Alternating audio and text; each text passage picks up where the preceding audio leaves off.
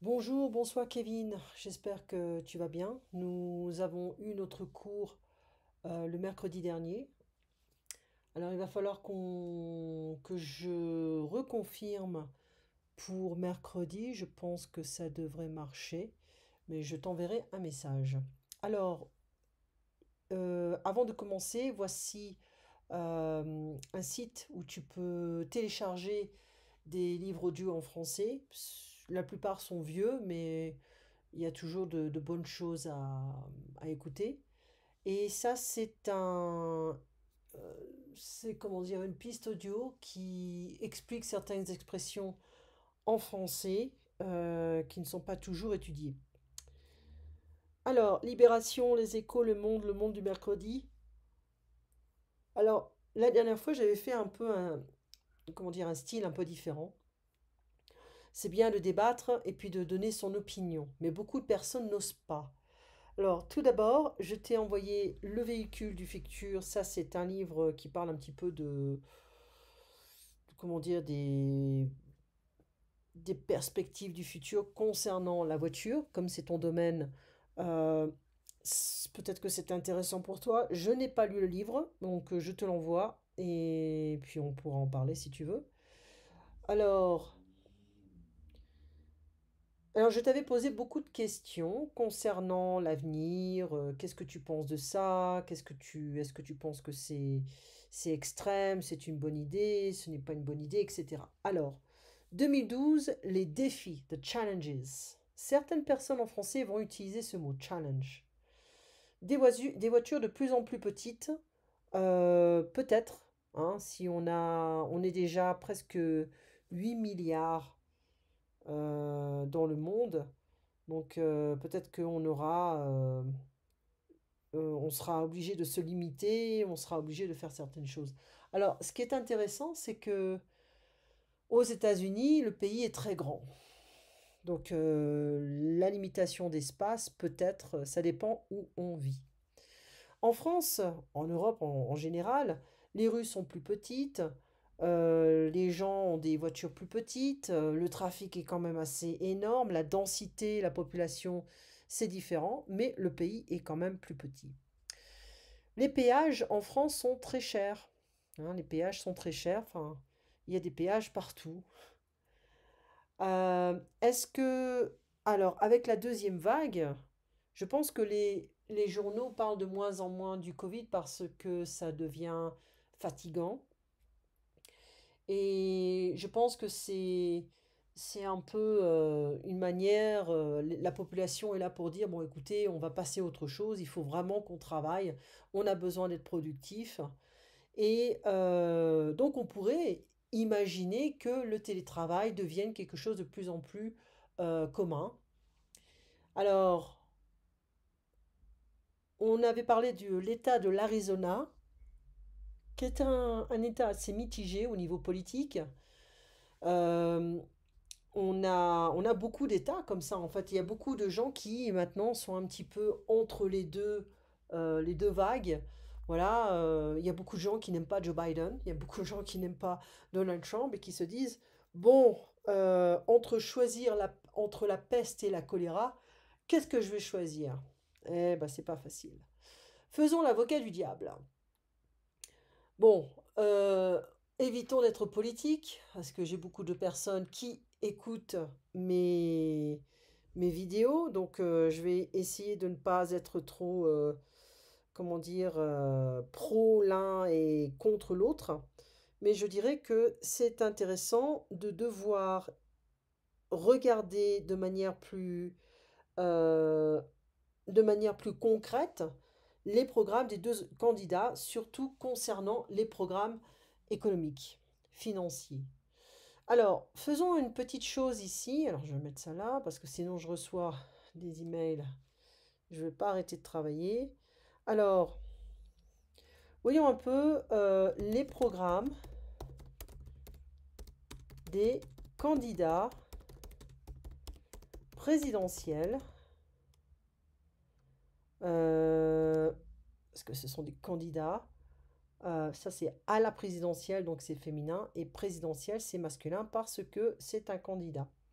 On va dire États-Unis 2020. Donc, élection présidentielle américaine 2020.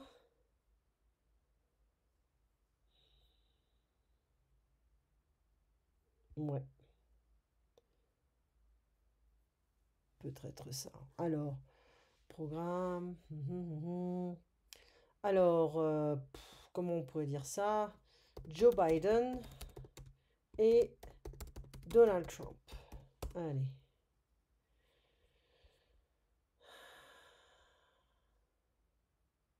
Voilà, entre les programmes économiques de Donald Trump et de Joe Biden. Ok. Alors, peut-être qu'on a une vidéo, on va voir. Oh, mais là, ça va durer 40 minutes, c'est pas la peine. Ok. Alors, les différences majeures entre les programmes économiques de Donald Trump et Joe Biden. Voyons un peu ce qu'ils disent rapidement. Maintenant, ça marche plus. Gérant du fonds CD Amérique Stratégie pour Cholet-Dupont. Bonsoir Vincent. Guillaume. Et Régis Béguet, bonsoir Régis. Bonsoir Guillaume. Directeur de la gestion action de Lazare Frères Gestion. On est agréablement surpris quand même depuis le début de cette séance, et bien à l'approche de la clôture aussi, par la résistance des marchés européens. Finalement, une baisse quasi insignifiante. À Wall Street, on repart déjà de l'avant après la chute d'hier. Ça signifie qu'on ne prend pas au sérieux le tweet de Donald Trump sur une suspension, un gel des négociations en vue du plan de relance aux États-Unis. On l'interprète de façon positive. Comment est-ce qu'on réagit à cette résilience des marchés? Ah si, je crois qu'on le prend tout à fait au sérieux. La question, c'est que de toute façon, on va avoir un plan de relance en janvier, sauf dans l'hypothèse où les élections n'arrivent pas à faire de gagnants et qu'effectivement on n'arrive pas à choisir un président. Sinon, de toute façon, on va avoir un plan de relance en janvier. Si ce sont les Républicains, ce sera un plan de relance de 1,5 trillion, de 1500 milliards. Si ce sont les démocrates, plutôt 2500 milliards. Mais de toute façon, on est dans cette fourchette-là. Et c'est vrai que le décalage de un mois ou deux de ce nouveau plan de relance, sachant qu'on est aujourd'hui, on bénéficie encore très très largement des plans de relance précédents et... Voilà. Alors, qu'est-ce qu'on a ici? On a les plans de relance qui sont proposés par les deux candidats, candidats démocrates et républicains. Apparemment, on aura plus d'argent par les démocrates. Donc, tu sais que les électeurs, ils ne vont pas penser très très loin. Ils vont se dire, oh bah oui, on aura plus d'argent avec les démocrates. Oui, mais il y a toujours un mais.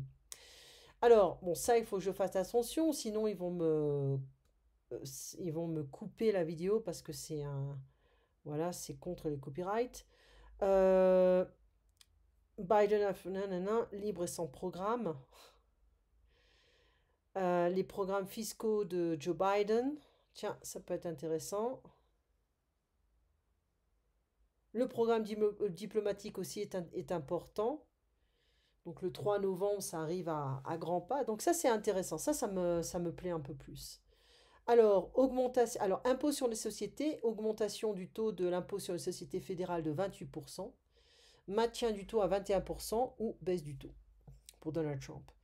Impôt sur les sociétés minimum, taux de 15% appliqué sur le résultat comptable pour les entreprises ayant un chiffre d'affaires inférieur à 100 millions. Néant, rien. Ok. Fiscalité internationale, augmentation des taux GILTI, Global Intangible Low Taxed Income, à 21% en pratique versus 10,5%. Renforcement des mesures anti-inversion. Possible modification de certaines dispositions internationales introduites par la réforme fiscale de 2018. Autre, crédit d'impôt Made in America de 10% pour les entreprises réalisant des investissements permettant de créer de l'emploi. Ok. Contribution additionnelle de l'impôt sur les sociétés de 10% sur donc ils vont taxer un petit peu plus les entrepreneurs. Ça, c'est un peu dangereux parce qu'il y a beaucoup de petits entrepreneurs aussi aux États-Unis. Là, beaucoup de gens ont créé leur entreprise de cette manière ou ont créé leur emploi de cette manière. Déduction totale des frais de repas de représentation contre 50% actuellement. Abrogation de l'amortissement accéléré sur 5% pour les actifs de production d'énergie renouvelable. Ça, on n'en parle pas, tiens, ici. Alors, en cas d'élection de Joe Biden à la Maison-Blanche et de prise de contrôle du Sénat par le démocrate, les multinationales françaises pourraient envisager d'adapter leur stratégie en vue des réformes fiscales annoncées. Ça va pas être sympa pour toutes les entreprises, que ce soit américaines ou internationales. La baisse de taux liée à la réforme Trump avait poussé les entreprises en fin 2018 à accélérer l'utilisation de leurs pertes fiscales et à différer la reconnaissance de leurs chiffres d'affaires.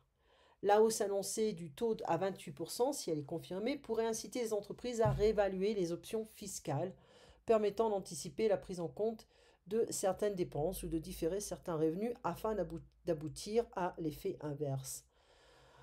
En parallèle, les multinationales françaises pourraient être incitées à réorganiser leur structure afin de ne laisser sous leurs filiales américaines qu'un minimum de sous-filiales étrangères, ainsi d'éviter au maximum les effets défavorables liés à l'augmentation du taux GILTI à 21%. Ils vont nous casser l'économie, ces démocrates.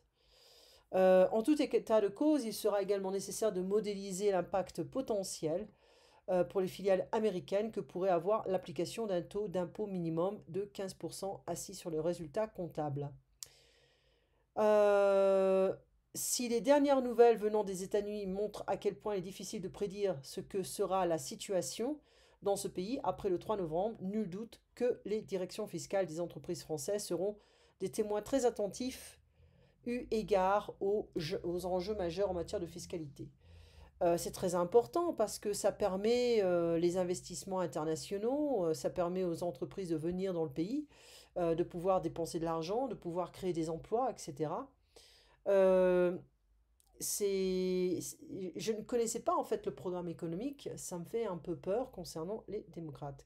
Biden versus Trump, demander le programme diplomatique. Là, on écoute, on va voir ce que ça dit. Allez. Le tour du monde des idées, Brice Couturier. Bonjour Brice. Bonjour Florian. Qu'attendre des États-Unis en cas de victoire de Joe Biden? Dans quel sens évoluera le pays si Donald Trump obtient un second mandat? Voilà les questions.